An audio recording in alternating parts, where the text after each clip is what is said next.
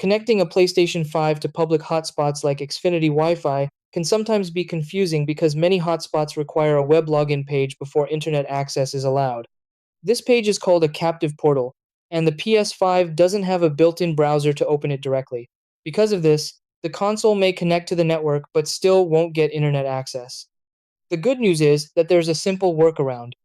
By using another device like a phone or laptop to complete the login process, you can create a session that lets your PS5 access the internet through the same hotspot. Step 1. On your PS5, go to Settings, then Network, then Set up Internet Connection and select the Xfinity Wi-Fi hotspot. Step 2. Use a phone, tablet, or laptop to connect to the same Xfinity hotspot. Step 3. Open a browser on that device and log into the Xfinity hotspot page using your account. Step 4.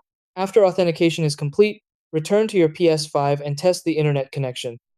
Step 5. If connection issues continue, manually set DNS to 8.8.8.8 and 8.84.4 inches network settings.